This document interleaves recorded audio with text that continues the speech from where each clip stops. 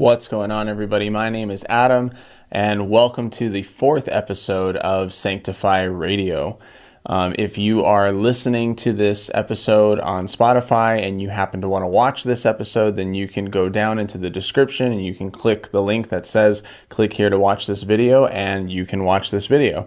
And if you happen to be watching this on my YouTube channel, Sanctify Studios, then you'll notice that I've got a different background today. I've got an updated setup that I'll be doing for both Sanctify Studios videos and also these videos for Sanctify Radio. So you'll see behind me, you know, the family of Christian rock and metal. You've got Disciple up there, you've got Kutless up there, you've got Red, you've got Skillet, Ben Dixon, Matt Sassano's hiding somewhere over here, Not of This World, of course, that brings all these things together. A lot of these bands that I grew up with, Spirit West Coast over here, a festival over here in Southern California that I grew up going to.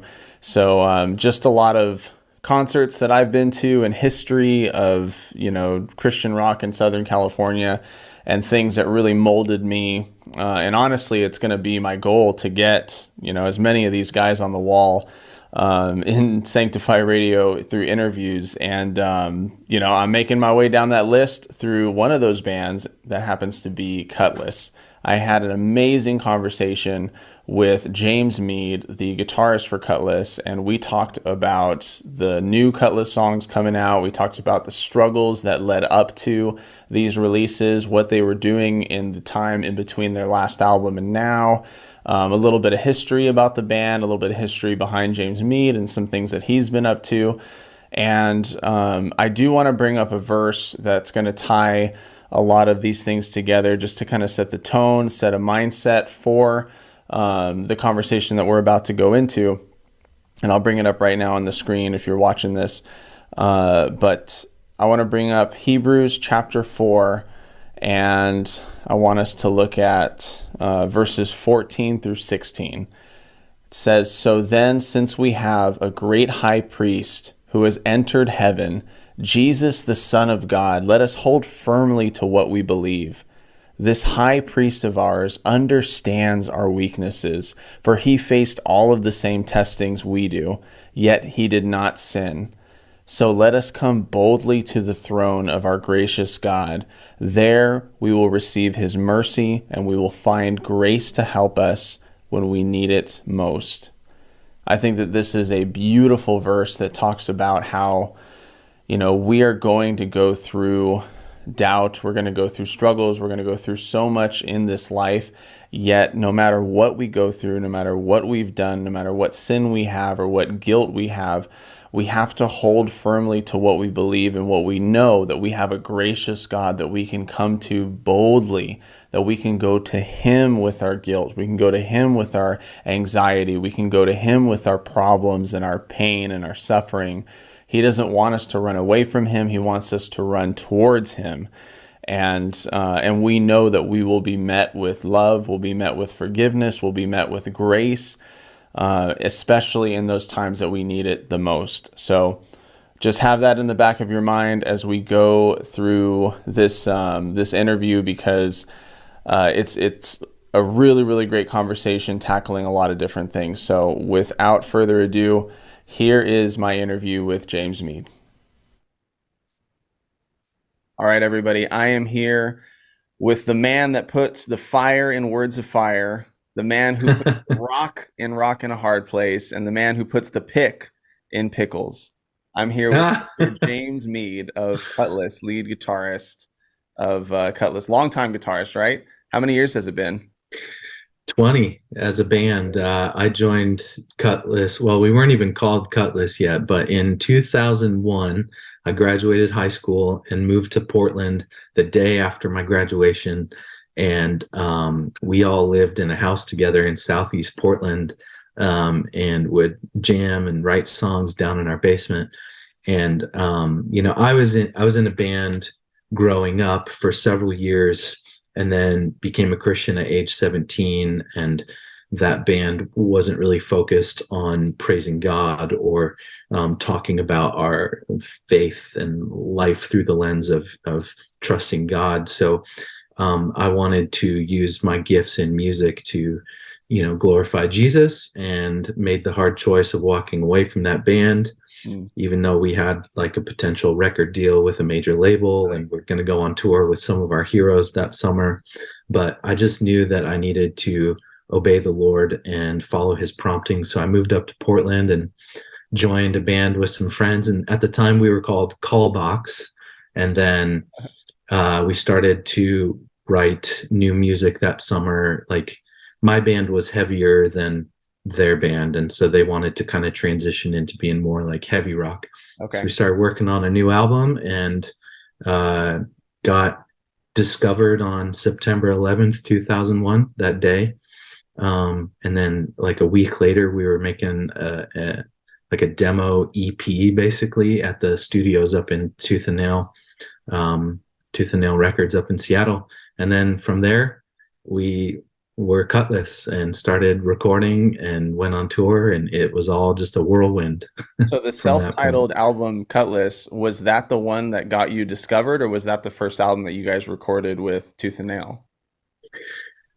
I'll clarify a little bit. So those songs were written mostly that summer of 2001. Like half of the songs had already been written, like Your Touch and Vow and Grace and Love, Okay, okay. just to name a few. Those were songs that John Micah had written even as like a teenager. And we've been talking about this kind of stuff on our podcast as well, like our own Yeah, yeah. musical journey.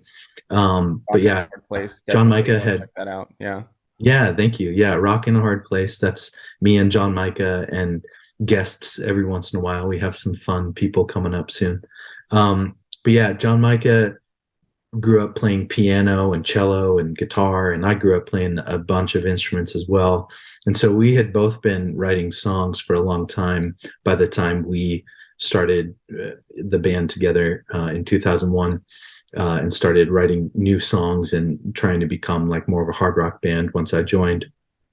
I probably wrote, like started writing a bunch of new songs once I joined their band. And so the other half of the songs, like Tonight, Again, In Me, Totally see that. all Yeah. those kind of songs, I started writing once I showed up. And so those songs kind of came together that summer, and we didn't get discovered by distributing that demo. We hadn't even recorded any of them, to be totally honest. We Okay. didn't get discovered like that. Actually, I was working at a Zoomies in the mall in Portland, Oregon, and I was wearing a "What Would Jesus Do" bracelet, and caught someone's attention. This customer walked in, and I don't know if you've ever been to Zoomies, but sometimes they're kind of pushy, like, "Hey, bro, what can I help you buy right now?" So like I was working with this dude who walked in. He was a customer, and he saw my bracelet. And in Portland, Oregon, when you meet another Christian out in public and you don't already know each other, it's like, whoa, cool, there's more of us. Uh-huh. And so this man happened to be Seth Ebel, who is Brandon Ebel's younger brother. Brandon Ebel is the owner, founder, president of Tooth and Nail Records. Wow. And so Seth and I started talking. I told him about our band, and he was like, "Oh, cool. Well, my brother is Brandon Ebel from Tooth and Nail."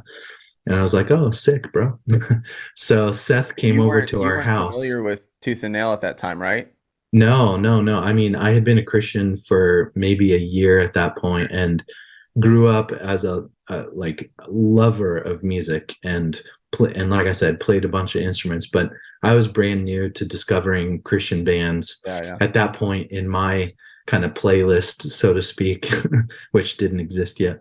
Um, was like Project 86 Oh, and sweet. PAX 217 and um, Living Sacrifice. I loved Uh-huh. Living Sacrifice, and yeah, stuff like that. So I was pretty new to it all, and I didn't really know what he was talking about. But I came home and told the other guys in my band, and they were like, "No way, that's so sweet."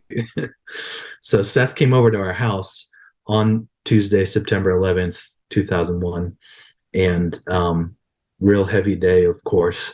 But we prayed together and sang some worship songs together, and then we played him one song which I'm pretty sure was tonight. And then he was like, "Sweet, I'm gonna go call my brother." And like a week later, we were up in Seattle making a demo at the studio with Aaron Sprinkle. Wow. Yeah, That's so awesome. it was That's so fun. awesome. That and it's crazy to see like it's crazy to see that I think when things like when tragedy hits, you know, your heart comes out a little bit more. And Yeah. I think that your band has always been about helping people in their darkest moments and helping people Mm-hmm. in tragedy. And I think that's all throughout all of your albums. And I think that Mm-hmm. that happening on that day was a mark of just what your identity was going to be as a band. I think that probably put your hearts in a different place than it was going into that week or going into that month. Yeah. It's crazy that those things happen, Thank but you for wow, saying yeah, that. Yeah, thank you. That's very kind. That is true as well. Like that has always been very important to us.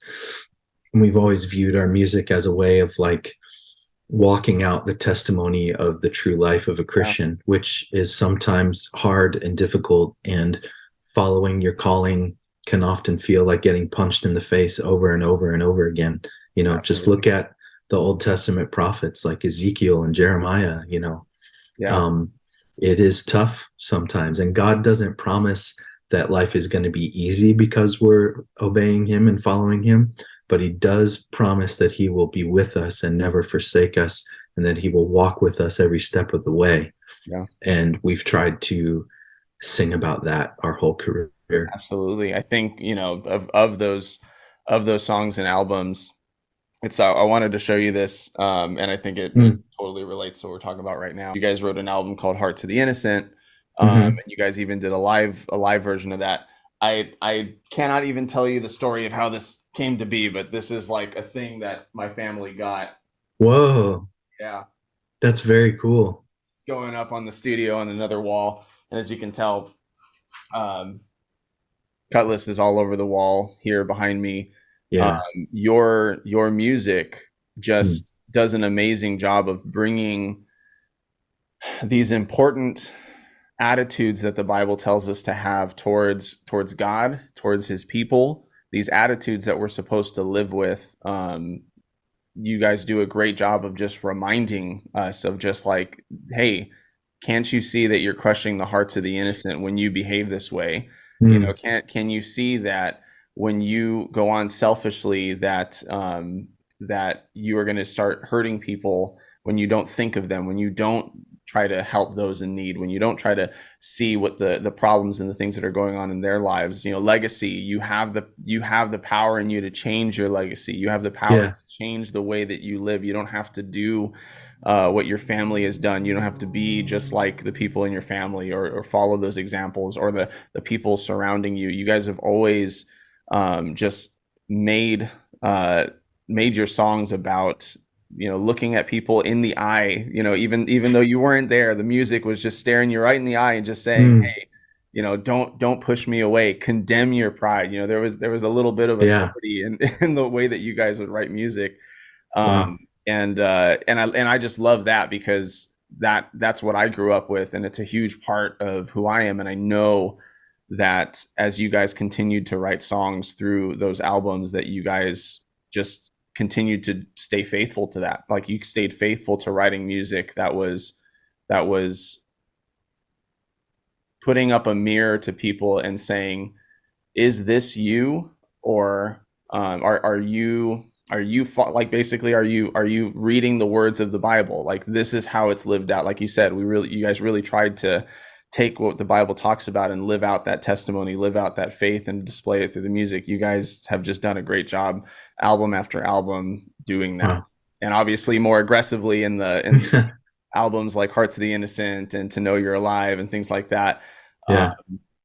what was it like as you guys were getting bigger and bigger, as a band, gaining more fans, gaining more influence, probably going on bigger tours? I think I remember seeing you guys headline all the time for Hearts of the Innocent, and then also for To Know You're Alive. What was it like being in the band at that point?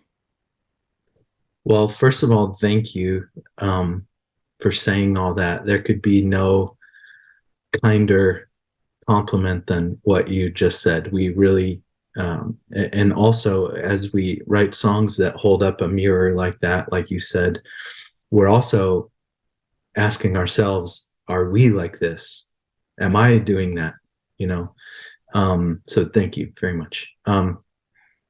As our band got bigger and bigger, it was a double-edged sword, as you might imagine. It was obviously very exciting to play to huge crowds and then go overseas and play to, crowds of 20,000, 30,000 people would show up to our shows. And um, that was awesome, of course. But there was also a lot of people trying to pull us different directions. And throughout our career, we have also been lied to, lied about, stolen from, cheated.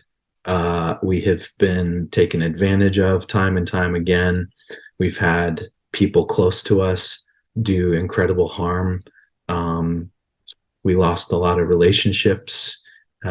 We spent probably the last 6 years, if Kutless fans were paying attention, it probably seemed like we disappeared with no real explanation of like what was going on.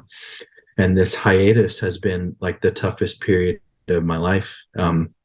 Went through some pretty significant like mental health problems, severe depression, having panic attacks like weekly at least.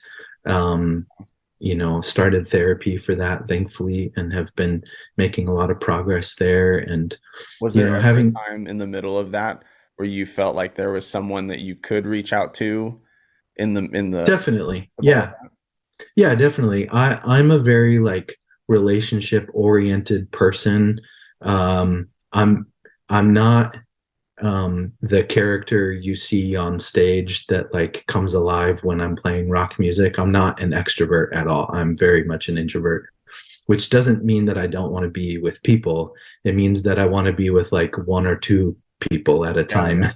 And I want to have real connection, being around a lot of people is exhausting to me. And throughout the years of like, as we grew and as more things kept happening to us, that were and the experience overall wasn't always negative, but there was a lot of like negative things that happened to us, and we kept that all pretty private because we felt like we had to be this like perfect example within the CCM world. And nobody can burst the bubble, nobody can talk about the things that are really happening. And over this hiatus, this is even a world that you didn't like necessarily grow up. Like I grew up with a lot of the CCM. I grew up with a lot of artists like Newsboys, like Steve Chapman, like you guys, Kutless. But you had mentioned in one of your podcast episodes that you had gone to a Dove Awards and people were like, "Oh, do you know this guy?" And you're like, "No, but you saw him face to face, and he was like the headlining artist of the night." And this isn't a world that you like necessarily grew up getting molded by. And so there's a different kind of I think there's probably a different kind of attitude towards it that almost feels like, hey, you guys brought me into this. Why is there why are all these problems here when you're learning what Christianity even means and being a Christian means? Really, though, it didn't change the way I felt about Jesus, because I knew that he is unaffected he's unaffected in his holiness by my sin. And so that means that he's unaffected in his holiness by their sin as well. Right. And I am an imperfect person who is saved by grace and loved by a God who has attributed the sacrifice of his son Jesus to me as righteousness. So in the eyes of God, I am his perfect child that he is creating, that poema, that workmanship of Christ, like that is happening in me. So I knew that that was happening in all of them as well. And that never changed the way I felt about God. It did make me frustrated that an industry full of people who are claiming to try to represent Jesus to the world around them many times would egregiously misrepresent Yeah. God, who he proclaims himself to be and how he proclaims himself to be, would misrepresent him to the world around them. And that made me very frustrated, but it never changed the way I felt about my faith. And it never made, like, like the pressure that creates a diamond, so to speak. I just kept feeling like I was being pushed closer and closer together with God. Yeah. Um, and again, I'm not a perfect man. I'm not following him perfectly, if there's even a way that that looks like. I think at this point in my life, I've learned what it looks like to surrender to him and to be content that I am standing with him and following his voice, and I'm obeying him, and I'm doing that with gladness in my heart. Yeah. And But if yeah, anything, too, I think that being in the midst of that, we are sanctified. We're tested through fire. We're sanctified by His Word. And when you see that's people right. who are acting in ways that are not in line with what the Bible talks about, I think that it is a blessing in a way to be refined in that way and sanctified in that way of you just saying like, hey, this isn't how we're supposed to act. If I imagine that there were times where you would be writing songs and where you guys would be writing songs and almost feeling like you're writing it for yourselves, writing it for the fans, but also writing it for the industry that Christianity has made music to be. I'm sure, like from the musicians to the fans to the people who organize events, that everybody needs to be checked, and not checked, but just held accountable to asking those questions. Are we doing this the way that God would want us to do Ooh, it? Bless ooh, you. pardon me. Let's see. Yeah. Are we doing this the way that God wants us to do it? Are we being good stewards of what we have here? Are we being good stewards of the bands? Are we being good stewards of even the money that's coming in? Are we being good stewards of these fans that are coming to these events and everything? Like, I think that you being more and more refined as you saw that helped to shape some of the music that you guys would write. Definitely. And in that same spirit, I would say that that is kind of the coals that are stoking the fire of the new music that's coming out too. Okay. Yeah.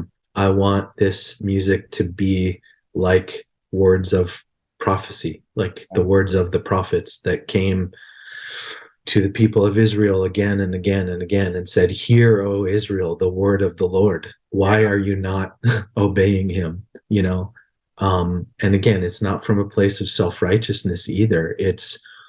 It's more of like, don't you want to do better Yeah. together? Don't you want to represent God and give him glory to the world around us? Because don't they deserve to know the gospel is for them? Do Yeah. you not agree with me about this? That's kind of the spirit of these new songs. Absolutely. You can definitely sense that in the aggression. You can sense that in the words. And like from the first time I heard Words of Fire, it made me think of how there's moments in the Bible like Ezra reading scripture to the people, and people just being like, "Oh my gosh, like it's been too long. This is exactly what we needed to hear. This is truth." And they were convicted by it, and their lives were changed by it, and it totally Yeah. changed the direction of people. And I think that that's exactly what Words of Fire is for the like Christian rock community. Like Mm. when, especially how you started off the song, it just starts so strong. It starts so aggressive, and it's like a slap in the face of like whatever you were expecting, whatever, like, oh, are they going to ease into going hard? Like, no, they're going right into it. And like, that's exactly how it felt listening to the song for the first time. Like they're coming in, and they're coming in with a message. Cool. Thank you. Yeah. Musically and message wise, we wanted to make a statement like right from the very first second of the song, you know. And interesting that you mentioned the book of Ezra, because that was very much, that section was very influential on what I was thinking when I was writing the song. That and probably a little more obvious, Revelation chapter 11 about the two Yeah. witnesses. And I don't know if you saw this, on the artwork, but standing next to the car that's burning, you can see these two figures standing there next to each other, and those are the two witnesses from Revelation That's 11. awesome. I didn't catch that. That's so cool. Yeah, if you should zoom in on the artwork and you'll see it. It's kind of creepy, but we did that on purpose. Um, and then the other thing that was kind of going on in my world was Portland was where I live, Portland, Oregon, was, man, it was a mess during that time. We were having, over 150 straight days of riots in the Yeah. streets, and just our town was, burning to the ground, and everyone was so angry and fighting with each other. And it was like this, it was like, they see the world burning around them and they're rejoicing kind of thing. It Yeah. was just like, to me, it was so crazy.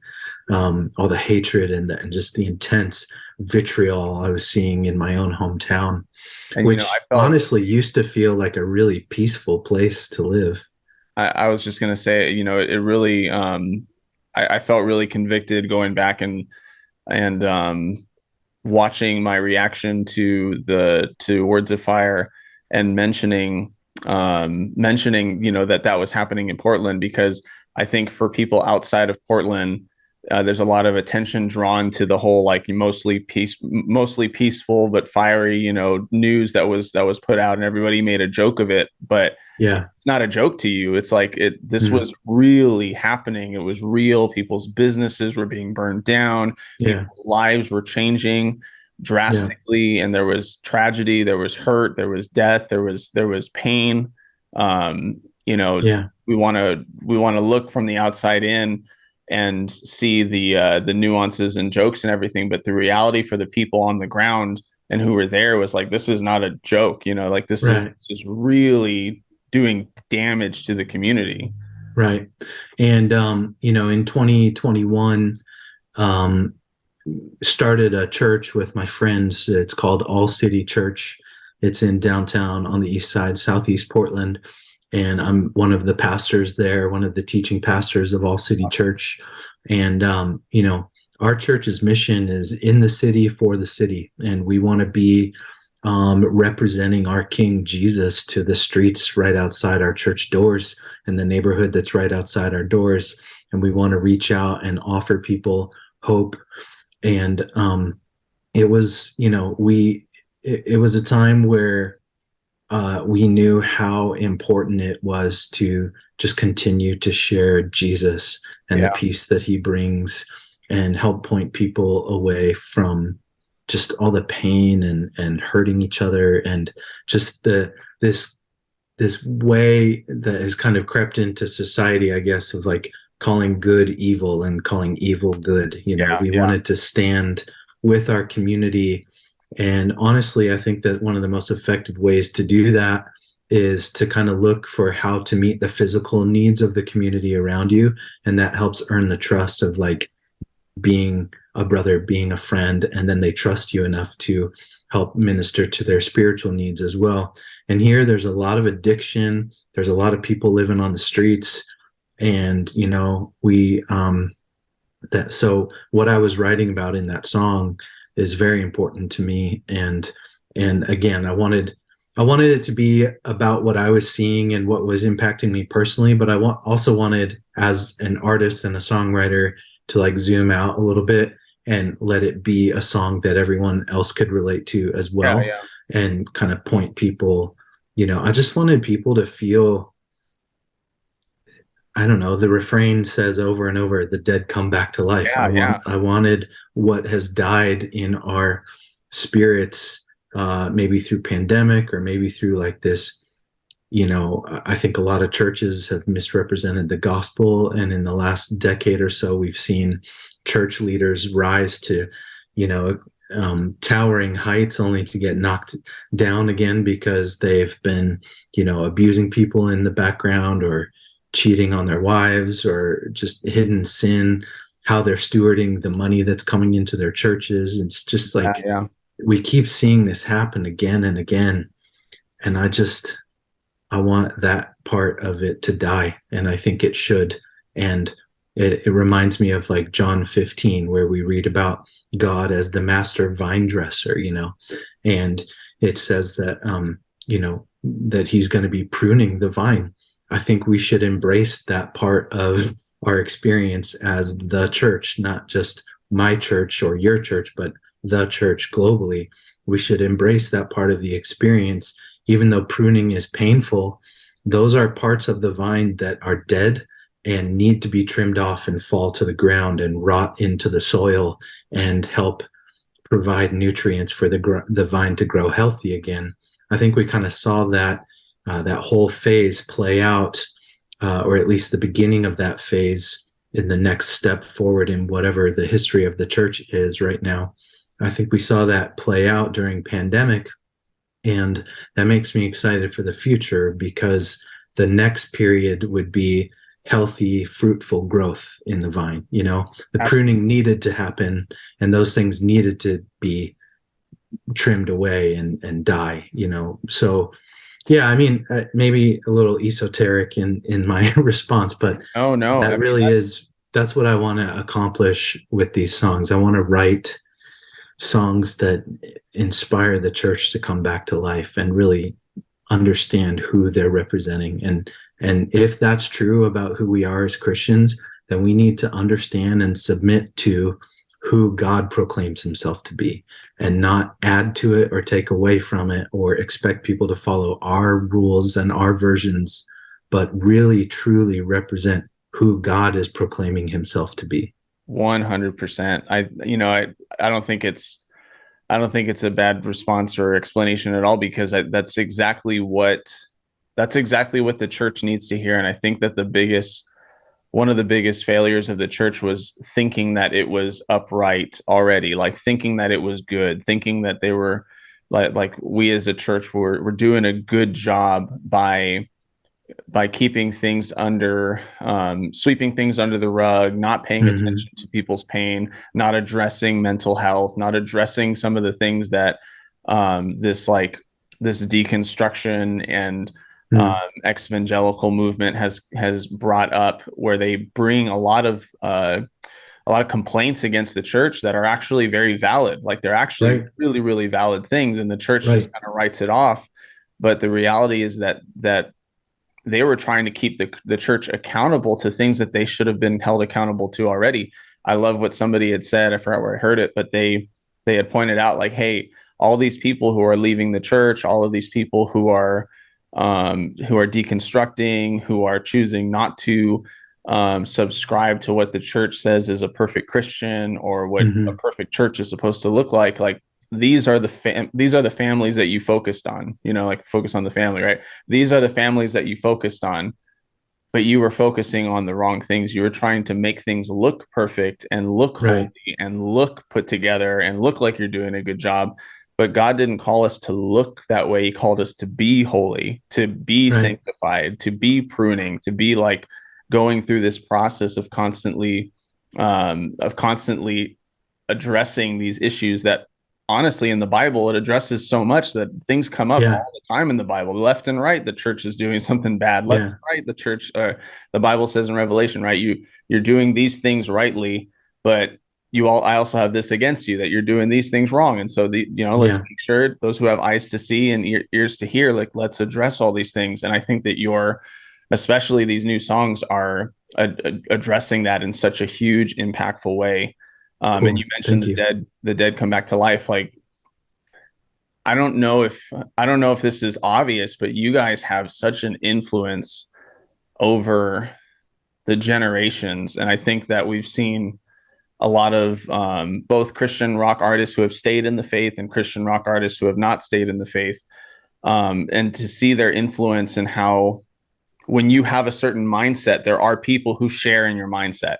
There are those people who share in your mindset, and you can either use that for God's glory, or you can use that as a sense of like, well, let's unite under something that's not God. Let's unite under something that's not Jesus. Let's unite under something else. But I think for you guys, like, it really has felt like that moment where there's Marvel, right? Captain America standing there against Thanos, right? And it's just like, where is everybody, right? Like, where is my help? Mm, Where are the pillars of faith of like Christian rock? Where are the steadfast preachers who are continuing to preach? Like, where is everybody?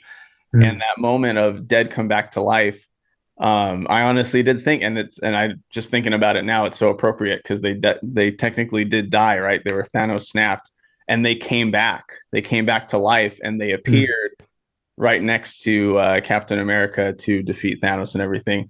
Nerd alert! I'm sorry. Spoiler alert, too. Spoiler alert! Yeah, sorry guys. Uh, JK, that movie is like 4 years old now, right?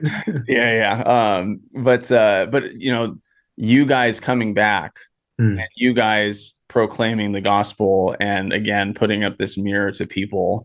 Other bands that are kind of like, like Pillar, who are coming back too. Like it really does feel like these superheroes coming back and saying like, "Hey, no, we have got your back, and we are mm, going to tell you maybe what you don't want to hear, but things you need to hear."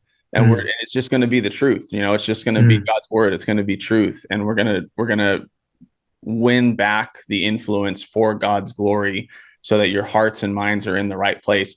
And I think again, like there's this struggle that I think churches feel to be all about the gospel, all about Jesus, all about faith and salvation, but then they forget about people's needs and they forget about real tangible needs that people have on the ground. yeah.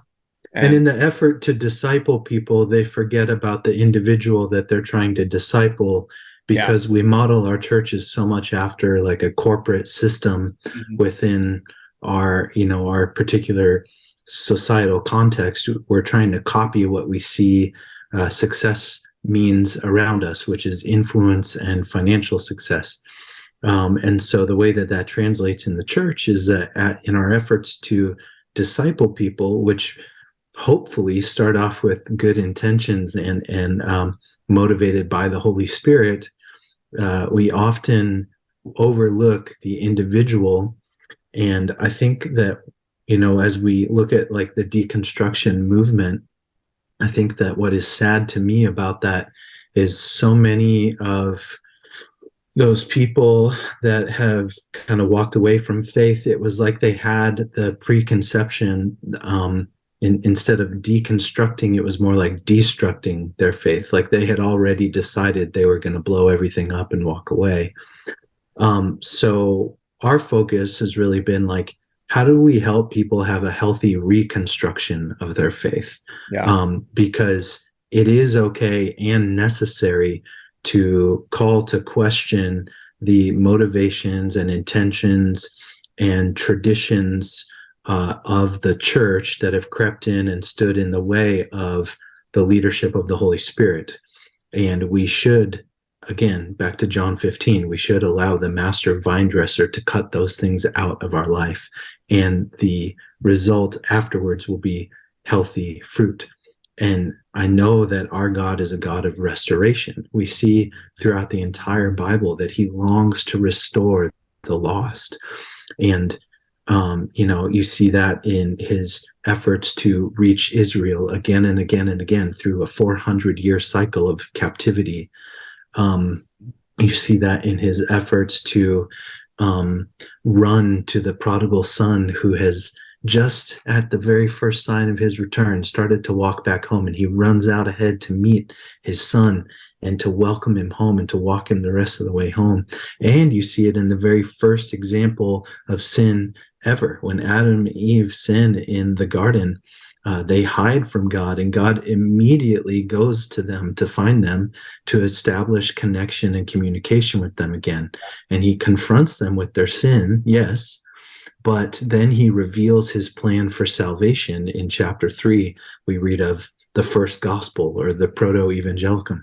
So in the very first pages of scripture, God wants you to know that he's a God of restoration. So we as the church need to act like the disciples did with their friend Thomas. And I think that we teach that story wrong too often. We teach that story like, you better not doubt, but everyone has doubts, and everyone needs to confront those things that make them question whether they're in the right or whether they're following the traditions of man. And the way that the disciples treated their friend is how we need to model ourselves in discipleship as a church. They saw their friend hurting, fearful, expressing his doubts, and they didn't look at him and say, "You're fired from ministry, get out of our church and leave our community," like we see happen to so many people in ministry.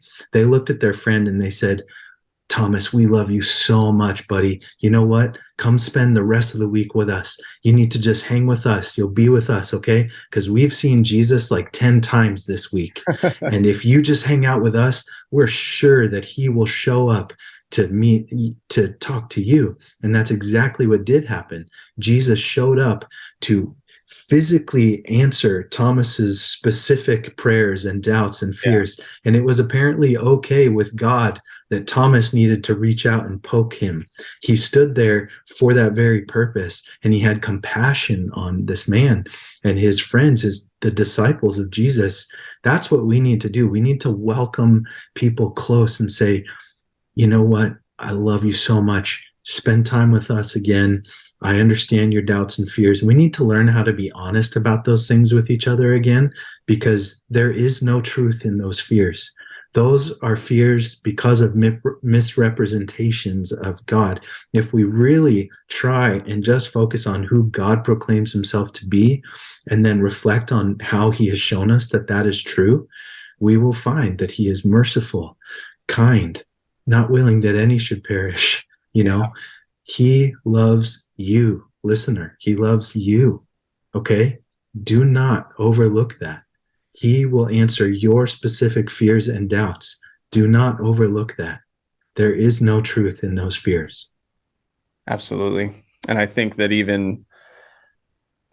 the attitude of so many people too is to like let pride get in the way of even doing that. Like Jesus didn't say, "No, he doubts me, I'm not going to show up for him." Like, no, I'm not going to show up for him at all. Like, I'm amazed at the love of Christ looking back, because there's so many times where by today's standards, if he disassociated himself with his disciples, it would be totally understandable, right? Like, these guys are arguing amongst themselves. Like, I picked the wrong 12, right? Like why did I pick that? I got Peter who didn't listen to a word that I said. He's cutting people's ears off. Like, forget these guys. I can't like, he doesn't say that, he doesn't say that. He continually loves, he continually shows and provides and stays with them. And I think that it's a testament again to who God is and who Jesus is, that he stays with them. And I think that all of these problems that we have with wondering, like, well, so what do we focus on more? Do we focus on the eternal needs more, or do we focus on the worldly needs that people need to survive, or do we focus on speaking truth more, or do we focus on love more and giving grace? And I think that these are like the wrong questions. I think that just like Jesus is fully God and fully man, like both, truth and have grace, both. Make sure that you have someone's eternal needs as a part of your main priority, and their physical needs as a part of your main priority. Like, it's both. And I think that that we want to have an easier answer than that. And that's not an easy answer to have, right? It's not an easy answer to say that you actually need to care about this person in both respects and love them fully in both ways. But it's something that we're charged to do. It's something that is a mark of Christ. And so it should be a mark of us, Yeah. And we need to be more comfortable as the Western church. We need to be more comfortable with learning what it means to follow the Holy Spirit as he guides us in those things. It's hard to do that and do that well. Like, learn how to love someone and accept them for right where they are, without trying to I think of like games like Sorry or Aggravation, and you try and jump several steps ahead on the board or something. Like, it's okay. Like that story of the prodigal son. The father ran out to meet his son, but he didn't say, "Okay, now let's run back to the house." He walked with his son back to the house, and it was okay that each step took the time it took. And I can imagine that son kept trying to interject. And it says in the Bible that he was like thinking of ways to try and explain to his father why he was coming back, and maybe this reason will be good enough and they'll accept me as a servant in my father's household again. You know, the Bible describes this prodigal son thinking through these kinds of excuses. So I can imagine on that walk back to the house together that he probably tried out a couple of those excuses, even though he had already been embraced and Yeah. already had the robe put around him and already had the ring put on his finger. I'm sure as they walked back, he probably tried out a few of those things. And how often are we like that with the Lord? That's so like me, of course. But God, you know, and this part of the story isn't necessarily described. I think it's okay for us to kind of imagine almost like a movie scene what that might look like. But like sit and imagine what that story must have really been like, you know. I would just challenge all of the listeners to just sit and imagine what that story felt like. I'm sure that son tried to say a few times, "Hey dad, I just, you know, I'm sorry." And maybe if and the dad was probably like, "It's okay. I love you. You're home." He probably cut him off a few times. "It's okay. I love you. You're home," you know? Another really interesting part of that story that you'd have to kind of study through hermeneutics, the historical context and the audience there. There was a ceremony that the Jews had that was called the Kizaza ceremony, which was basically when a prodigal would return to a community, it was a public shaming ceremony. So, one of the reasons that this father was watching and waiting for his son's return and ran out to meet him where he was because he was running ahead of the crowd that would want to stop that son and shame him and maybe even send him away again. And that is who our God is. He wants to run ahead of that. You know, I think that people often feel shame and guilt in response to the gospel. And I want you to know that those are never implements of justice from God. God will never use shame to teach you about himself. Those are tools that the enemy, Satan, tries to use to separate you from coming to God. And we know that that's true because that's in the very first story of sin. As soon as Adam and Eve sinned, they hid in shame. And that's why God went to go find them and reestablish communication and connection with them right away. But God, he loves you so much. He wants to run ahead. He wants to beat that effort to stop you, that effort to separate you from him with shame. He wants to run ahead of that and meet you right where you are. And then he doesn't force you to sprint back to the house. He walks with you every step of the way back home. We need to get better at modeling what that looks like as the church. Absolutely. It makes me think of, I don't know how well versed you are with the disciple songs. I know you guys are all friends. But whatever reason, from their Southern Hospitality album is such a great picture of that too. Like Yeah, whatever reason that you've been running, I just don't care anymore. yeah, God wants you to come to him no matter what. And there's nothing that you could have ever done or will ever do that will make God's love for you any less. that's He right. wants you to go to him with that. He wants you, like, doesn't matter what the reason is, doesn't matter what you've done. He wants you to come to him with it uh, Yeah, instead of going to other things, instead of trying to run away from him, instead of right. trying to feel like, no, the rejection's going to be too much, the guilt's going to be too much. There's nothing too much for God. His love is completely overwhelming in the face of our sin. Yeah. Um, And I once we're with him, he's the one that establishes holiness in your life. You Yeah, know, it's not your efforts to try and live up to the measure of Christ. Uh, the Bible says that he is the propitiation for our sins. We are robed in that imputed righteousness of Christ. He's the one that establishes holiness in your life. Trusting him and walking that step by step process, walking back to the house, so to speak, like the prodigal story. He's the one that establishes your position in that community again. You are welcome because he is the father that ran to meet yeah. you and walk you the rest of the way home. I had this like moment in 2020 that like, oh, this is a kingdom, like Christ is king, and because we are put under Christ, like that, like we now like are under him. The things that his righteousness is our righteousness. We've been given that through him. And then not only that, but like, oh, we're a part of his kingdom. So like we got to act like it, right? We got to Right. live like it, but we only do that by following the king, right? And like Right.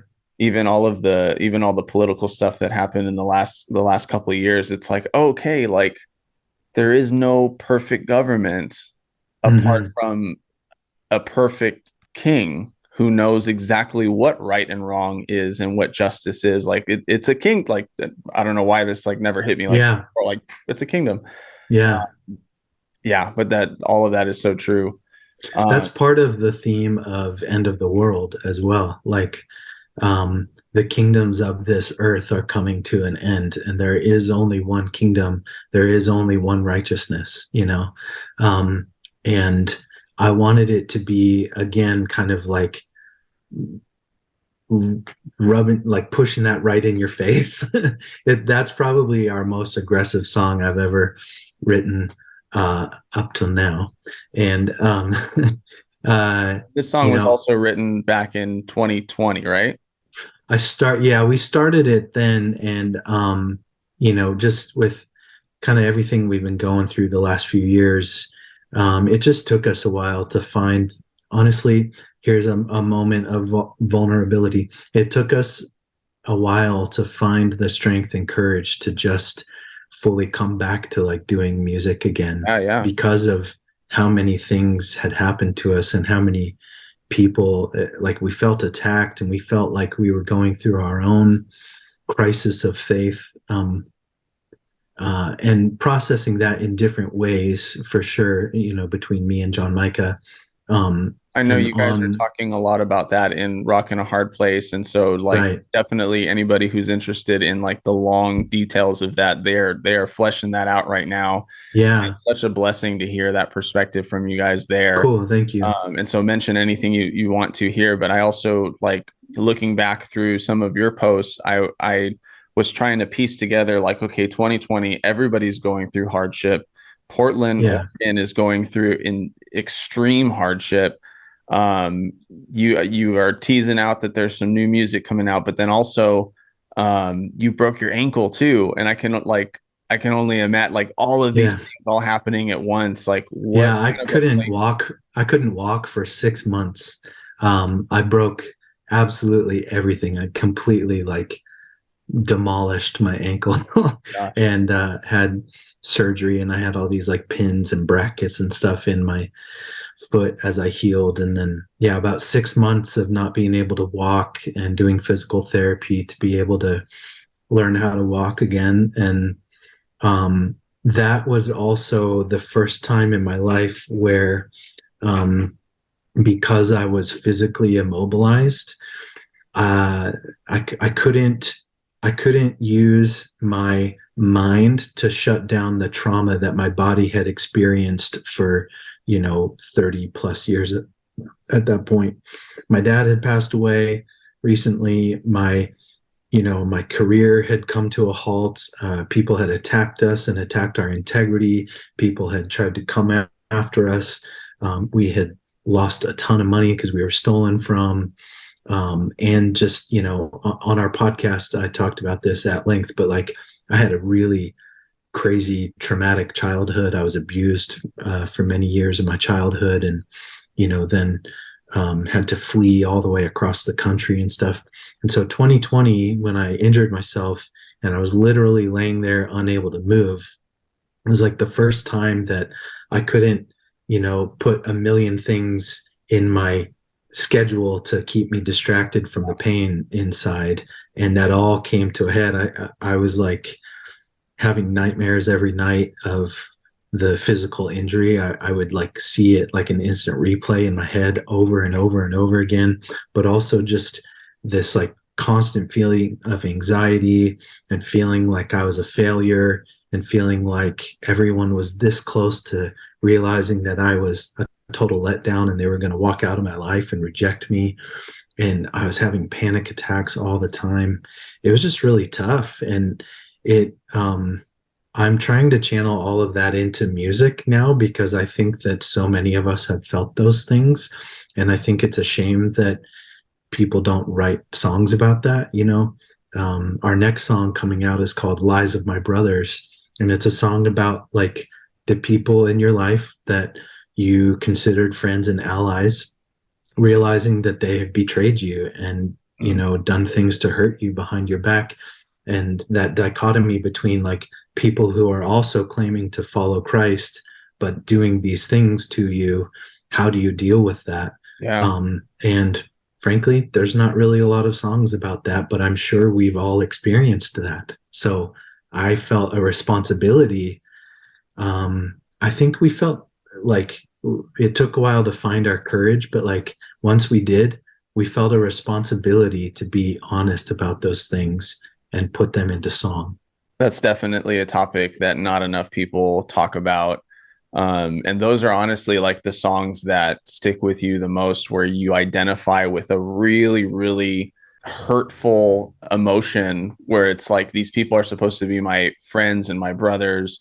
They're supposed to be in this with me, right? They're supposed to be by Yeah. my side, and yet they're the ones who are stabbing me in the back, or they're the ones who are preventing me from doing what I think God is calling me to do, or just like in the stands as haters, you know, like Pillar. I was really amazed to hear Rob Beckley's testimony about how they were getting so much hate from the Christian community. And Mm, that's what that line he was saying, sitting in the stands isn't the same as playing the game from Bring Me Down. Uh, mm, and he was saying like, yeah, there were so many people who were just sitting in the stands saying like, oh, you're doing this wrong, you're doing it the wrong way. And he's just like, then you go out and do it, you know, then you, yeah. you go out and reach people for the gospel and do what we're doing. Um, and then just some songs to throw out there, like Back to Square One by Maddie Mullins, or Wolves by Amber Lynn. Like it's so hurtful when the people closest to you are the ones who are your source of negativity. You know, the people who are Yeah. closest to you, who actually should be your source of positivity and your source of fire for the flame of you being passionate for Christ, and you doing ministry, and you fulfilling what God has called you to be, right? A father, a husband, not just music, not even just a musician, but a father, a husband, a leader, a Hmm. mentor, like a discipler who's going out and making more disciples, like, and now preaching, like being a preacher. Like there are people who should be adding to you in that, and who should be helping you, and yet some of these people end up being the ones who are quicker to judge, quicker to hate, quicker to try to tear you down and bring you down, Yeah. when in reality, you're looking to them for love. Like you're looking to them for Yeah. support. um, Yeah. and that's awesome that that's going to be the message of the next song. That's definitely something that people don't talk about enough. Uh, Yeah. and during that time when you were going through all of that, I know you mentioned mental health is a part of one of those struggles. Um, I don't want to go too much into specifics, because I know you're doing that in your other podcast, but what were some of those things that felt like the barriers to you stepping forward in releasing the new music, and like taking the steps to get the music out and continue writing and continue doing that? Um, it, this is a difficult career to sustain, even if you are as successful as we have had the privilege of being. Yeah, yeah. And so, kind of coming back to that from having jobs in the quote unquote real world for a little while was a bit daunting. Also, you know, my business partner and friend and collaborator in Kutless songs for so long, John Micah, was also going through a lot of these things, processing them in very different ways from me because we had different childhoods, and he's, you know, we're going through the same things but processing them differently, if that makes sense. Yeah, yeah. And you know, just kind of I feel like he and I have a very like Jonathan and David kind of relationship, like from the Bible, how Jonathan and David were such close friends, and they really had this like convivial admiration and love and respect for each other, and they knew that like they had each other's backs. I knew that I just needed to kind of like wait alongside of him to where he was able to feel ready again. Yeah, yeah. And you know, Thanksgiving was fairly recent for us this year, but the year prior, sitting around my table down the hall there in our kitchen, him and his wife were here visiting us for Thanksgiving, and we sat down and had a talk about Kutless and the future of Kutless, and if we felt like we should close it down for good, or if we still had things that we wanted to share, and if God still had a purpose for us. And we all really felt like God was showing us that he had a plan for us and had a purpose for us to share music again. But at the time, I remember John Micah telling me, like, James, I hate music. I'm not sure I ever want to sing ever again. And I was like, I understand. I From what I feel, can hear from the podcast episodes, yeah, like it seems like he experienced a lot of freedom. Like I have a song with my band called Escape, and it's really about like feeling chained by expectations that people place on right, you. And right, and I really got a sense that like once he stopped singing for Cutlass and once all of that was put on the to the side and everything, like he actually was able to experience freedom from expectations, freedom from right. being this figure that people expected him to be. And like he's not even just like a member of the band, but he's the lead singer, so I'm sure that he felt that times 10. So Yeah, it seemed like yeah. And with relief. his struggles with depression and OCD, that, he just now kind of made public knowledge about that with our podcast. Which is crazy. Like if he's listening to this, or you can share with him, but just like it's so heartbreaking to know Mm, that those things are going on in the background. Not mhm. not even because of what, like there's no expectation that he was ever perfect or anything like that, but it's like, it's just heartbreaking to know that someone is going through that and you didn't even see it. You didn't Yeah, even know, you didn't even see it, and you're listening to their music for years and you just had no clue yeah, that that's something that they would be going through. And yeah. it's just heartbreaking. Well, that's why, like what you were saying earlier, was so impactful, and I'm so grateful for what you said about our songs, because what we have tried to do with our songs over the years is really tell the truth, and it's been, frankly, like our only outlet to tell the truth at some stages of our career. And now we've just accepted that, like, we're not chained to that anymore, and um, we know that there's actually more strength and more power in being truthful about these things and vulnerable and inviting people to know that, like, we're the same and we love you and we hear you and we see you. I think that that's going to do way more good than trying to hide it, like that industry made us feel like we had to do for 20 years. But what I was saying was, with John Micah, he was at a point, literally only a little over a year ago, where he was like, man, I feel like there's a future ahead, but I don't feel any spark for new music in my heart. I don't know that I even want to do that again. And I just told him, I was like, dude, I love you. I understand. I've got a vision for like where we need to take our music. And I feel like I'm full of Psalms right now. If Mhm. you trust me and just kind of follow my lead here, man, this is what I think we should do. And that has led to creating these new songs. And so recently I've even been working with Josiah again, and we're trying to get more consistent with our schedules now that, like, John Micah and I are back full time to Kutless, and our ministry and our podcast and all the other parts of what we're trying to do with our brand. Yeah, yeah. But yeah, we are writing a lot more songs. I was just in Nashville recently working on kind of the next batch of songs, working towards, a new album, and Yeah, I was really, gonna say, really so that's a excited. batch of songs, huh? It's gonna be an album's worth. Yes, sir. Yeah, yeah, All yeah, right. definitely, definitely. So, yeah, I would love to, I've got probably 20-ish that are in in the hopper, so to speak. I, But I love yeah, to ask we're this gonna put question. out a I love to ask this question. Are you someone who, when you write songs, are you okay with letting songs go, for the sake of, lifting up the 10 best songs, or are you someone who's just like every song that I write, I really hope it sees the light of day at some point in an album or an EP, or is it like, do you have a special connection with the songs that hmm. you write, or do you just kind of I put it out?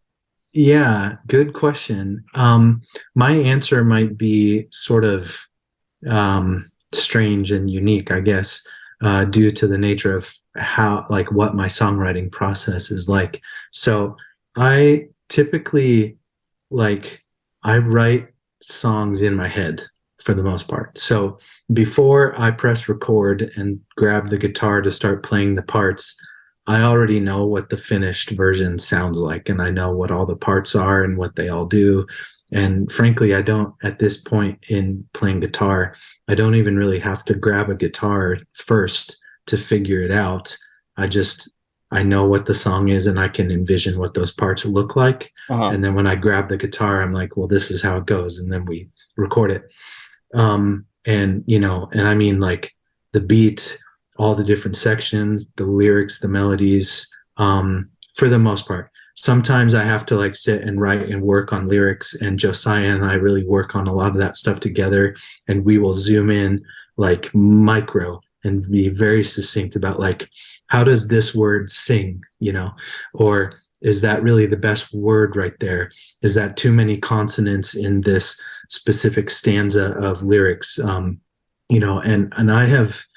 I have the ability now, from writing songs this way for so long, to really self-edit, and I know which ideas need to be focused on and which ideas can just sit and wait in the boiler for a while. So I'm not really, like, weighing these 10 songs versus these 10 songs. Uh-huh. I kind of have a strong sense of, like, which one's next, which one needs to work on.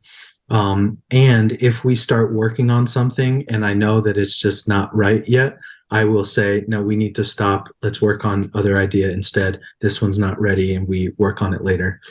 And Josiah seems So like the perfect person to like partner with that in, because he's so yeah, detail orientated and he's so like meticulous yeah. about getting things right. And You know what's super cool with me and Josiah is, like, I literally feel like we share a brain, and he has learned to just trust me, and I've learned to trust him. yeah, And yeah. we often kind of arrive at the same idea at the same moment, but sometimes we both pull things out that, like, surprise each other. And working with him is so much fun, like, seriously, so much fun. At this point in my career, especially now that we're, like, pushing our music back heavier, and I would say this is heavier than Kutless has ever been, these new kind of styles, and yet it's still, like, the same old Kutless, like, in like a lot of the good ways that, like, things people have, like, grown to love about our band for so long. But I'm pushing us way heavier than we have ever been. And what's so fun about doing that with Josiah is that, like, I feel calm and confident and capable in the studio. I never Absolutely. feel nervous about anything. I always feel like we're moments away from a great idea coming out, and I don't feel nervous about it at all. Like, it is one of my favorite things to do, is to just create and record new music. I Well, love it so much. Josiah, to me, he seems like he's always like whatever you need, he's got it. Whatever idea you have, he's gonna help you flesh it out. He's gonna help you like figure it out. I love what he's done at the ranch and like with a bunch of different artists. And it's fitting because, like you said, yeah, this is the heaviest that Cutlass has ever been. But at the same time, it's not as like raw and rugged. Like it's a refined heavy, if that makes sense. Like this, you guys My sound. vision for these new songs was, like, I I love all kinds of music. I grew up loving Bonnie Raitt and Paul Simon and the Beatles. And I played violin, viola, cello. I played trumpet. I played all these brass instruments. I love classical music. My Uh-huh. first love was actually movie scores, and I grew up dreaming of being a composer for like scoring movies. So I think of things in a very theatrical and like movie kind of sense when we're recording. But my goal is to distill all of that and like pop music. I'm particularly drawn to like female pop artists that have sort of like this like dark pop sort of Yeah, yeah. production, like Ellie Goulding, for example. Super amazing. I love a lot of Katy Perry's stuff. I love a lot of K-pop too. There's bands like KDA and Blackpink, and just the production value of those things, Yeah. combined with projects like what Mick Gordon does with like the Doom soundtrack and all of the albums he's been producing lately. I just really had this vision for our new music. Like I wanted to be poppy and catchy and produced like a metal song, just like really thick, really sharp, intricate production, Yeah. a lot of synth layers. I think in Christian music, especially, fake strings and orchestral parts were kind of overdone for a while with rock.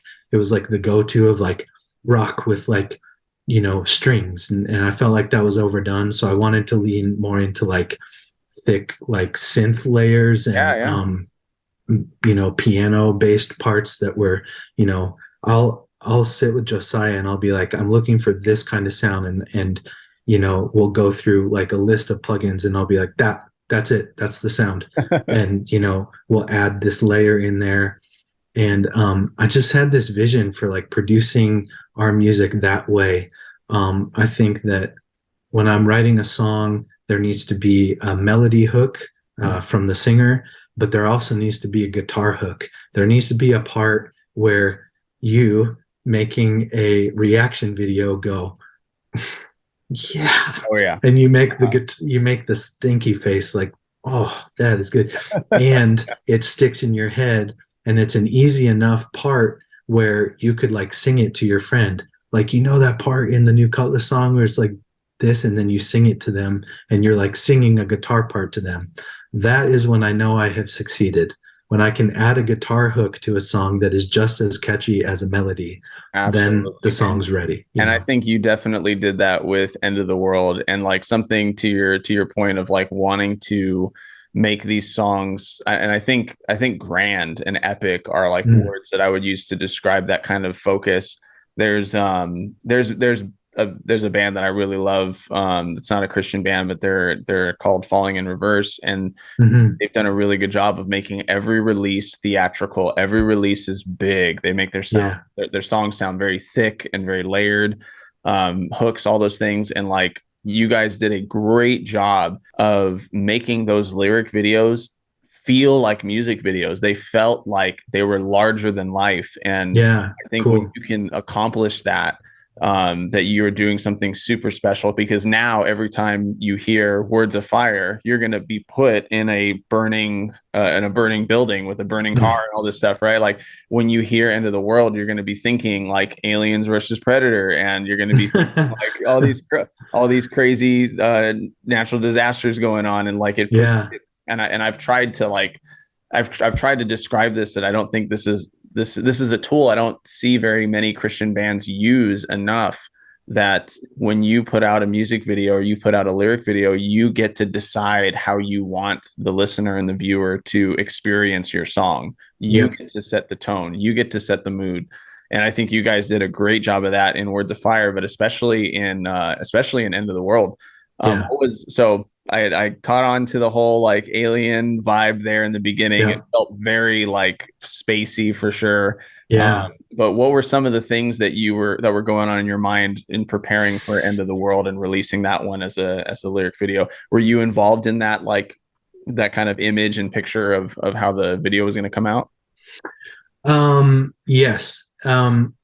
So first of all, we're working with this really talented dude that Tooth and Nail hooked us up with, and he makes just incredible lyric videos. And I agree with you. I think Words of Fire and especially End of the World look super awesome. And we wanted to have videos that we could even use for like live show production, Yeah. like we could use with like an LED wall that could be, synced up through Ableton with the cues of our tracks and our music, and that 100%. could be like part of the production of it. Love that Um, Disciple does that, and they've it's definitely helped with making a really great live experience for sure. yeah. So as far as End of the World specifically, um, I wanted to create the song. To me is like a movie, and so I wanted to create as if it were like a movie trailer, Mhm. like um, so the beginning of the song starts with a recording of Earth from outer space, recorded by NASA. So each of the planets in our solar system, and presumably any other planets we might discover in the universe, emit their own electromagnetic pulse or tone. So Earth has a specific note, so to speak, that is the sound of Earth from outer space. And that is the sound at the beginning of End of the World. And then we started to add layers of like kind of the chaos of Earth, as if your perspective is like you're getting closer to the planet and you're hearing all the worry and the fear and the chaos and the anger. And then those seven, I don't know if you counted, but the trumpet blasts, there's seven of them leading up to the beginning of the song. That's So awesome. there's these seven huge trumpet blasts, and that's from the book of Revelation, the seven bowls and the seven trumpets. And again, I mentioned earlier that like movie scores are one of my favorite things on the planet. I was talking with my sister-in-law at Christmas. My wife and her sister always, every time they hear a song, they go, "What movie?" And they'll like, and we're talking like, songs by, like 70s artists or 80s artists or whatever. And I never know what movie it was, because to me, like they would always buy the soundtrack to the movie. I Uh-huh. would always buy the score to the movie when I was growing up. So like I would listen to the orchestral composition of the movie. That's awesome. So Alien, like you called out, that's right on. I mean, the whole aesthetic of the beginning of End of the World was really influenced by movies like Alien and Arrivals. Um, and so those seven trumpet blasts, that's actually a layered sound. I pulled a sound from the soundtrack to It in 2017. The Oh composer wow. was Benjamin Wallfish. Um, there's a song, I'm pretty sure it's called Time to Float. And there's this particular hit that just goes like, and I was Okay, like, okay. that sound is perfect, but we need to layer it with more. So we pulled that sound, and then I added some like sub kick to it, and we added some more like French horn sound to it, but we dropped it down an octave because that Mhm. song is in A flat. So we dropped it down an octave. So it sounded like, because basically I wanted it to sound like, if we read the apocalypse story literally, and there will be these seven huge trumpet blasts, imagine the sound of a trumpet being blown from heaven, from an Yeah, otherworldly, from the courts of heaven. That is going to, like, if we are able to hear that throughout the entire earth when it is sounded, that will sound huge. So I was like, absolutely. these need to be huge sounding. So there's seven trumpet blasts, and then the song kicks in. And that was It's supposed really to be epic when like it did the come in too, by beginning. the way. Like that Cool. it set the tone for the whole song. It like said this is not just gonna be a metal song, this is gonna be an Yeah. epic metal song. Yeah. And then, I like to do things like I like to play the first verse and second verse guitar parts slightly different from each other Mhm. often. And so in the first verse of End of the World, in between those, quarter note hits, and then there's a rest, you hear string noise and feedback. And initially, when we were mixing that with Nick Rad, Nick edited those string noise feedback sounds out, but I put that in there on purpose because I felt like it made the overall sound more chaotic Yeah, feeling. yeah. So like, No, so and that like was without those rests, or with those rests, it would just be kind of empty. And so I mhm. wanted the sound in there. And then in the second verse, we do more of like a digital kind of like synthy version of that before it comes in with that like air raid siren sound, and then it's back to the guitar part playing it. Yeah. So yeah, I don't know. I love that is how detailed I get when I'm Oh, that's working on great. these songs. That's absolutely great. And like it's so it's so beautiful when you actually can like have it in your mind, because if you're writing the song in your mind, you're just imagining all these things, and then for it to like actually happen, and Yeah, Josiah is the kind of guy who can make it happen, and then obviously partnering with more yeah. people to do that, like it's Well, so yeah. cool. So here's a good spot to give a huge shout out to Nick Rad. So Nick Radovanovich, Nick Rad. He's mixing a lot of great sounding records lately. But Nick, I would say finding people like Josiah and Nick to work with helps everything in my head finally come to life. Yeah. And Nick understands exactly what I'm looking for in mixing, and we have great conversations about it. And he's so good, and I just really love working with him too. Um, So Another kind of Easter egg moment that you probably don't know, the in the middle of the song, right before we go to the breakdown section, and then followed by Kevin Young's feature, uh-huh. it says, "It has begun. Choose your fighter." That's actually my voice. Yeah, that's so Yeah. cool. That is so cool that you guys added that in there. That's so did you guys play around with different effects when you guys put that in there, like to find the perfect tone that you wanted, or Yeah, I mean, I I knew exactly what I wanted it to say at that point, and so we were like looking for like sound bites uh-huh. that said that, and I was like, no, I just need to do it. So I step up to the microphone and just make my voice nice and low, and it has begun. Choose your fighter. And then we just like kind of affected it a little bit, but like Yeah, it's yeah. me. That's And awesome. we added that into another new song that is called Midnight, that is not finished yet. But Okay, okay. yeah, so That's so I cool. I like doing stuff like that, like movie world in my head as far as writing songs I was goes. totally thinking at the end of the song for live, maybe you might do this later on. But the song is over, right? Kevin Young has been in there. At the end of the song, boom, somebody's like, "Game over, man." Game over, man. It's game over. Totally. Yeah. Stuff like that. No, but that's it's so cool to see all those things come together in this song, because again, it's like it matched the message of the song. It fit in with you having the guest vocal of Kevin Young from Disciple coming in. Um, Right. and then match that too with like I don't know if that was something that you knew that Get Down is a lyric from 3 2. No, when you said that, I do know the song 321, but when you Yeah. said that, I was like, oh, that's really interesting. And I love that you brought that up. But no, when I wrote that part and sent it to him, it was basically get down, down. And then I just like, I see it coming. And then the lyrics in between were just gibberish. And I was like, write whatever you want for Uh-huh, this. uh-huh. But basically I wanted to go, get down. I see it coming, Cool, down, down, cool. down, everything went down, down. I was like, Oh, that's so cool. that's the rhythm. Yeah, Write yeah. whatever you want. And so he like filled in the rest. And actually, he just improvised those lyrics. Then or now, every knee will bend.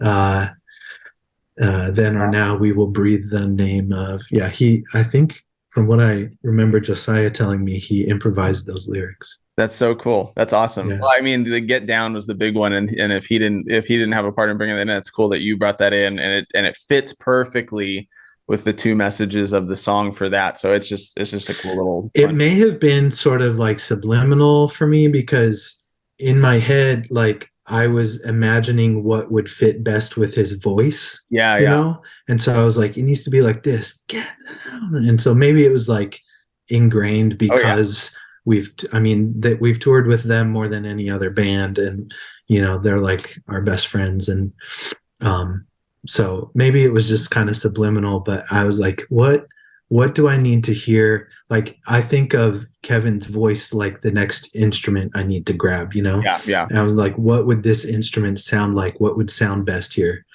And yeah, he killed it. He sounds so good. And I love that part.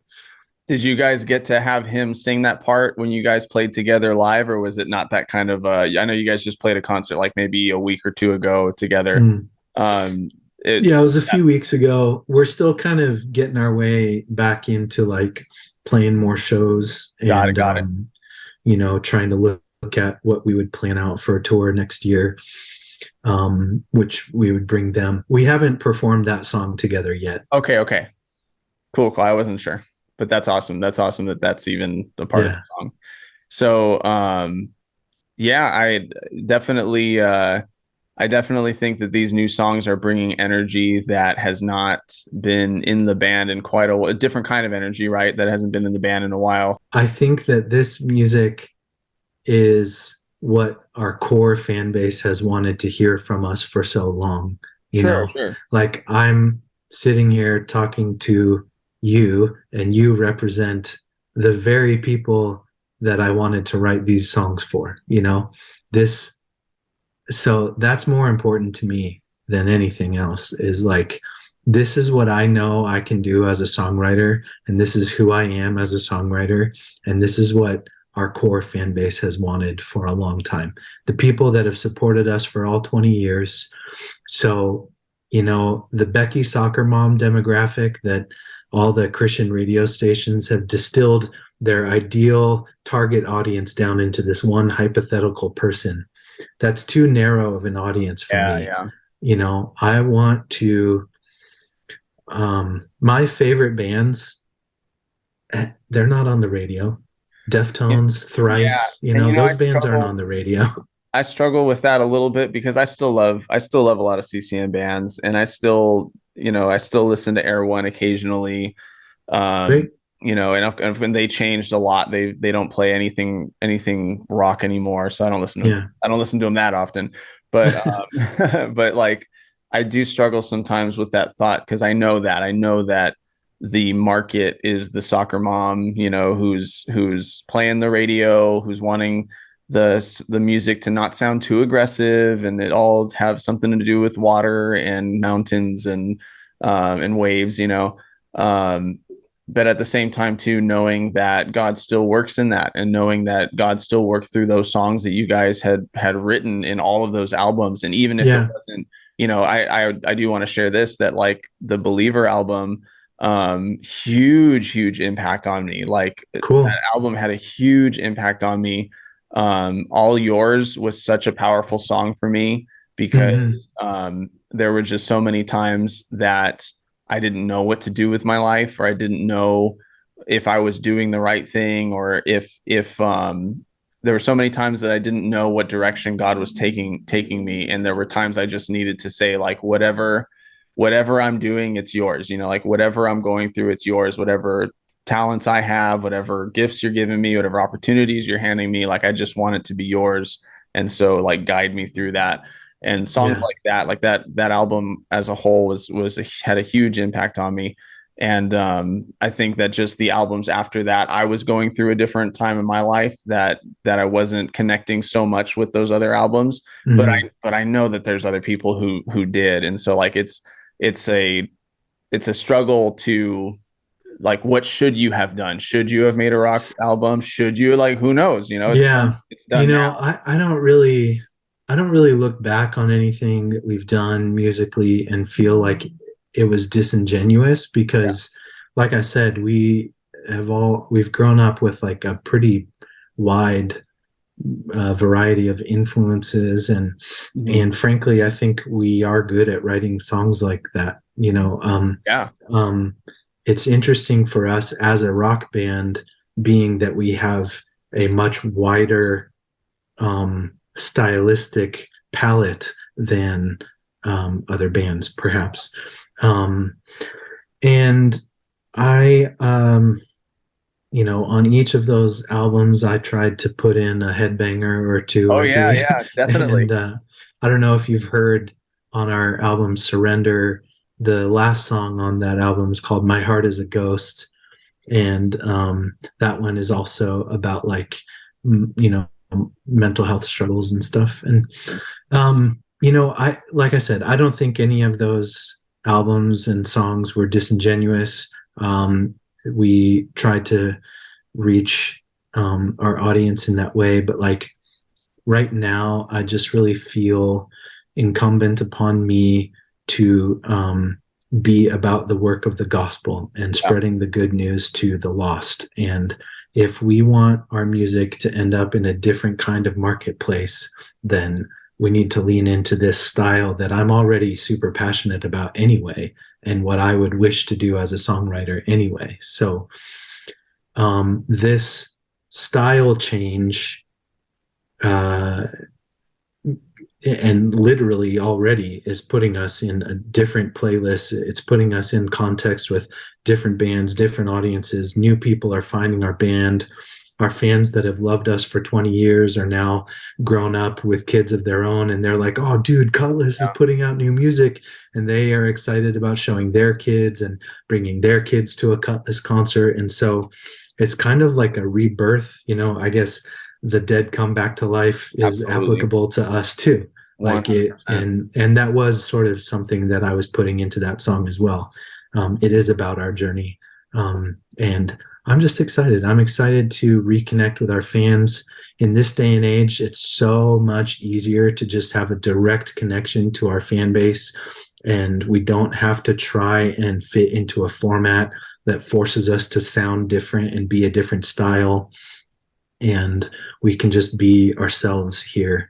And like I said, we kind of found the courage over the last few years to embrace the fact that we're broken and hurting and being vulnerable about it, but still pointing to Jesus. It's not a destruct button. It's not a destruction or a deconstruction. It's a reconstruction of who we are and what he has called us to do.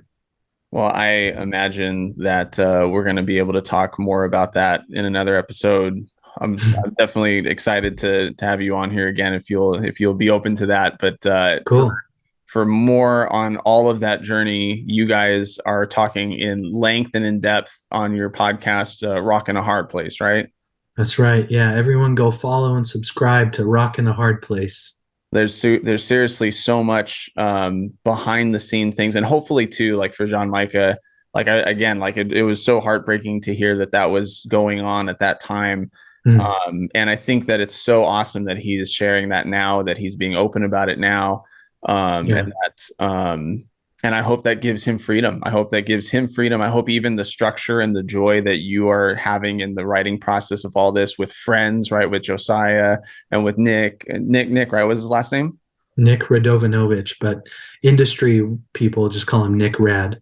All right, cool. Yeah. And just do you remember a punk rock band called Hangnail? Yeah. Nick was in Hangnail, and Nick was also in a band called Acceptance with my other buddy, Christian McElhaney, who's in Amberlin, cool. Yeah. So Nick is super rad. And it feels like the right people are in our team now, Awesome. It's great. Yeah. And for everything Kutless, where do we find you for that? Follow us on Instagram, official Kutless. Follow us individually. Follow us on Facebook. Follow us on Spotify. I don't care. Just, we're so grateful for our fan base for supporting us for 20 years. Doing the 20 EP was a joy to kind of bring some of those songs back to life and inject some Kutless 2022 into those old songs.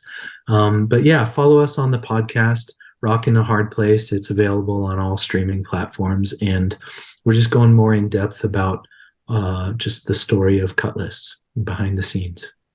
Awesome. Well, thank you for being here with us, brother. Thanks, Adam. Good talking to you. Good talking with you. I really hope you enjoyed this episode. I had so much fun talking with James, and I'm really, really excited about all of the new things that are coming from Kutless, all of the new songs, an album that's coming out. It's going to be so epic, especially knowing what the next song is going to be talking about. I think that this is going to be a huge game changer for Christian rock in general, but hopefully the church at large, for all of us to just put our hearts and minds in the right place, to be focused on evangelism, to be focused on outreach, to be focused on bringing people back to Christ, to actually discipling, to actually getting serious about our faith and serious about the things that God has called us to do, the things that Jesus led by example in, the things that we should be doing as a church. So I'm really excited about all of those things. Guys, if you did enjoy this episode, then you can do me a huge favor. You can leave this video a thumbs up, you can hit the subscribe button, and you can hit the notification bell so that you'll be notified when new videos arrive. And everybody go and check out Kutless on their social media platforms, their website, go buy some merch. One of the best ways that you can support these artists is by showing up to their events, by buying their merchandise, by buying their CDs, helping them and supporting them financially for them to be able to do this ministry that only they can do. And, we talked about this a little bit in the episode with Nate, but these men and women who are in these bands are men and women. They go through struggles, they go through trials, they go through tribulation, they go through doubt, they go through their highs and lows, anxiety, depression, injury, all of these things. They are going through it too, and they need your prayer. They need, honestly, I think they need your feedback too, positive feedback specifically, because, it's been awesome to be able to do these reactions and to be able to have these conversations. But I'm just one person out of the thousands of people who listen to their music. And I'm sure it would go a long way if you would take the opportunity, if you have the ability to go into a comment section or even sending a message and just let them know how much you appreciate them, how much you appreciate the music that they make, the lyrics that they write, and the effort that they put into making these songs epic and grand and amazing. I think it would go a long way to helping them be more confident and have more passion in what they do. So let's make sure to do that. Let's make sure, again, to follow them and to check out their website, to buy some merch, and let's make sure that we're ready for the new music that's going to be coming out in 2023. And guys, if you want to support me and what I'm doing here, again, you can go ahead and leave this video a thumbs up. You can hit the subscribe button and you can hit the notification bell so that you'll be notified when new videos arrive. You can leave a comment below with what you thought of this episode. You can leave a comment below with what bands you would like to see here in this interview format at Sanctify Radio, or what bands you'd like for me to react to at Sanctify Studios, the YouTube channel. And guys, one of the best ways that you can support me is actually by supporting my band too. If you're on Spotify, then you can go ahead and look up my band Classic Disaster. And if you're on YouTube, you can still look up my band Classic Disaster. We've got a show over at Chain Reaction on January 7th. It's a Saturday. We go on at 10 p.m. So if you're in the area, you can go to the link in our Instagram bio and you can buy a ticket there and come rock out with us over at Chain Reaction Anaheim. All right, guys, and just as with every episode of Sanctify Radio, I'm going to go ahead and close this out with a prayer. So wherever you are, whenever you are, let's go ahead and pray together. Heavenly Father God, I want to thank you so much for guys like James who have devoted so much time and so much energy and so much heart into doing what you've called them to do, pouring themselves into ministry, not just through the passion of music, but also in building a church and discipling and mentoring. I thank you, Lord, that I got this opportunity to talk with him about all of these different things. And God, I just want to pray for all of the people involved with the ministry of Kutless, all of the people who are involved, from all of the members to all of the families of the members. These guys sacrifice so much. They not only sacrifice their time, but they sacrifice their attention and their priorities. And I'm sure that it's not just a burden for them, but it's a burden on the families as well. So I just pray that each and every one of these guys would not just be excellent musicians and excellent composers of music and composers of these epic videos and movies and everything, but that they would be excellent husbands, that they would be excellent fathers, that they would be excellent ministers in church, excellent disciplers, and excellent disciples of you. And God, if there's anything going on right now with any of them, if there's any anxiety, if there's any depression, if there's any doubt, I pray that you would just heal them of that you would help to guide them, that they would be focused on you. God, you say that if we lean on not our own understanding, but if we lean on you and trust in you, that you will guide our steps. And so I pray that you are constantly doing that for them as they are put in through the fire, as they're getting feedback from people, as they're running into obstacles, I'm sure, as they're just getting back into the ministry that they've put down for these last couple of years. Lord, I pray that you would just bless them and make it a fulfilling and satisfying mission for them to go on, knowing that they are pleasing you in doing what you have called them to do. And Lord, if they need to take a few steps back, that you would guide them in that too. If they need to make sure that they have conversations with people and address some of those things like anxiety, address some of those things like mental health and their physical health and the health of their families, I pray, Lord, that you would give them the freedom to know that you care about those things just as much as they should, and that you want them to be healthy, and you want them to be great fathers and great husbands and great ministers in the church before being great musicians, God. And I pray that us as fans, that we would just fully support them in all of those things. I pray that you help us to do that better in whatever ways that we can. Maybe we can't financially, but maybe we can just through prayer and just through listening and supporting and giving our love and feedback. Lord, I pray that we would all take some sort of opportunity to just show love on these guys the way that they've shown love to us through their music. I pray these things in Jesus' name. Amen. Take care, guys.